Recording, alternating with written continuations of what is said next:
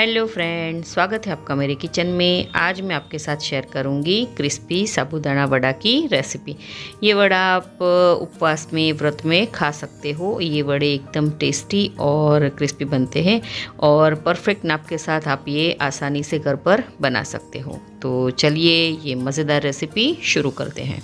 अगर आपको मेरी रेसिपी अच्छी लगती है और अभी तक आपने मेरी चैनल को सब्सक्राइब नहीं किया है तो सब्सक्राइब कर देना और बाजू में दी गई हुई घंटी यानी कि बेल आइकन को ज़रूर से दबाना ताकि नई नई रेसिपियों की नोटिफिकेशन आपको सबसे पहले मिले। साबूदाना वड़ा बनाने के लिए सबसे पहले हम साबूदाना को भिगो लेते हैं। यहाँ पे मैंने आधा कप साबूदाना लिया है। इस नाप से आप 10 से 12 साबूदाना के वड़े बना सकते हो। अब साबूदाना में हम पानी ऐड करेंगे। साबूदाना को हमें 2 से 3 पानी से अच्छे से वॉश कर लेना है। मैंने यहाँ 3 पानी से अच्छे से साबूदाना को वॉश कर लिया है। अब हम उसमें 2 से 3 टेबलस्पून जितना पानी डालेंगे। ज़्यादा पानी हमें नहीं डालना है वरना साबूदाना एकदम चिपचिपे हो जाएंगे। अब ढक्कन लगाकर कम से कम 2 से 3 घंटे तक हम इसे भिगोने के लिए रख देंगे। जब तक हमारे साबूदाने सोख होते हैं तब तक हम मूंगफली को रोस्ट कर लेते हैं। पैन को मैंने पहले से ही गर्म करने को रख दिया था। अब हम उसमें 1/3 कप कच्ची मूंगफली डालेंगे और गैस की फ्लेम को हम लो पर रखेंगे और मूंगफली को हम रोस्ट कर लेते हैं। गैस की फ्लेम को हमें हाई पर नहीं रखनी है वरना मूंगफली अंदर से कच्ची रहेगी और बाहर का जो लेयर है वो जल जाएगा। रोस्ट की हुई मूंगफली का टेस्ट साबूदाना वड़ा में बहुत ही अच्छा आता है। तो आप देख सकते हो कि मूंगफली अच्छे से रोस्ट हो चुकी है। अब गैस को हम बंद कर देंगे और मूंगफली को हम एक प्लेट में निकाल लेते हैं। तो ये देखिए मूंगफली अच्छे से रोस्ट हुई है। इसके छिलके भी आसानी से निकल जाते हैं। अब मूंगफली को हम हल्का सा ठंडा होने देंगे और उसके सारे छिलके हम निकाल लेंगे। तो आप देख सकते हो कि मैंने मूंगफली के सारे छिलके निकाल लिए हैं। अब इन मूंगफली को हम दरदरा कूट लेते हैं। आप चाहो तो मूंगफली को मिक्सर में भी क्रश कर सकते हो, लेकिन दरदरा मूंगफली का चूरा साबूदाना वड़े में बहुत ही अच्छा लगता है। तो आप देख सकते हो कि मैंने मूंगफली को अच्छे से कूट ली है। इसे हमें पाउडर जैसी नहीं रखनी है, मूंगफली को हमें दरदरा कूटना है। ये देखिए इस तरह से। अब मूंगफली के चूरे को हम साइड में रख देते हैं और साबूदाना हमारा अच्छे से सोख हुआ है कि नहीं वो चेक कर लेते हैं। ये देखिए साबूदाना हमारा अच्छे से सोख हुआ है और साबूदाना में बिल्कुल पानी भी नहीं है और एक एक साबूदाना अलग अलग यानी कि खिला खिला है। आप साबूदाना को प्रेस करोगे तो वो आसानी से मैश हो जाएगा। ये देखिए इस तरह से। अब सोख किए हुए सारे साबूदाना को हम बाउल में ले लेते हैं। अब हम उसमें हमने जो मूंगफली कूट कर रखी थी वो ऐड करेंगे। साथ ही में मैंने 2 मीडियम साइज़ के आलू लिए हैं। उसको मैंने पहले से ही बॉईल करके रखा था। उसको हम इस तरह से कद्दूकस कर लेंगे ताकि साबूदाना वड़ा में जो आलू की गांठें यानी कि लम्स न रह जाए। इस तरह से कद्दूकस करके आलू को डालने से वड़े का बाइंडिंग है वो अच्छे से रहेगा और वड़ा खुलेगा भी नहीं। मैंने यहाँ चॉप की हुई हरी मिर्च ली है, वो ऐड करेंगे। तीखा आप अपने हिसाब से कम या ज़्यादा कर सकते हो। अब कद्दूकस किया हुआ अदरक जो 1 इंच जितना है वो ऐड करेंगे।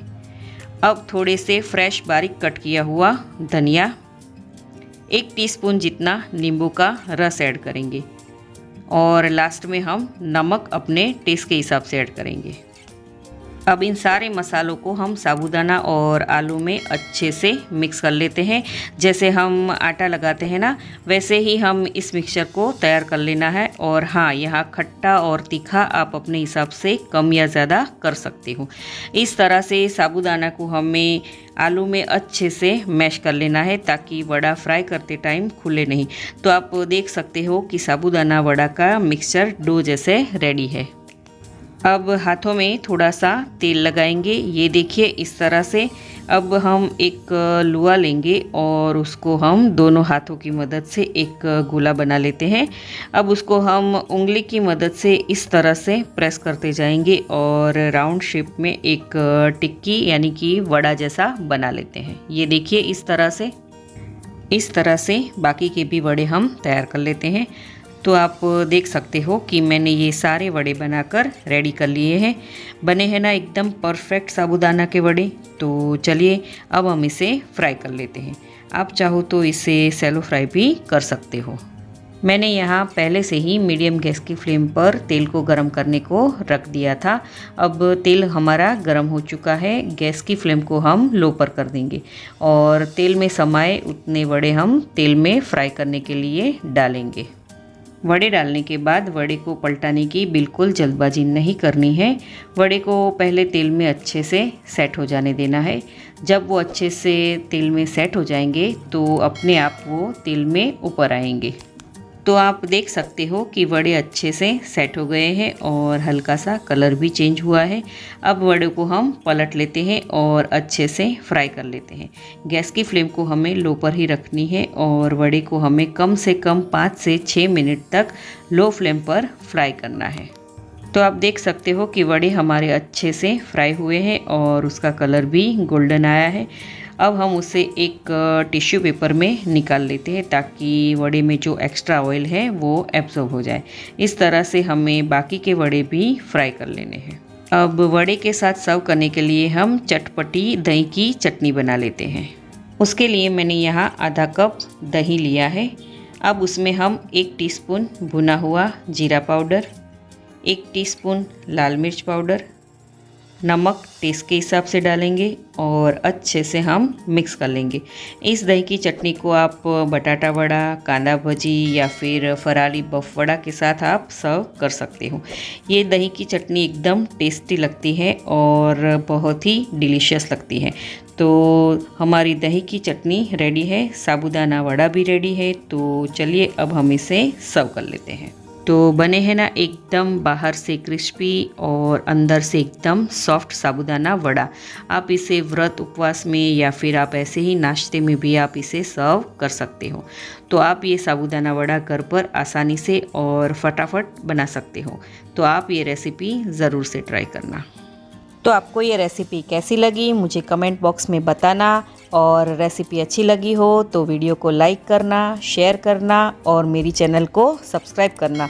और ऐसी ही नई रेसिपी के लिए बेल आइकन को ज़रूर से प्रेस करना। Thank you for the watching.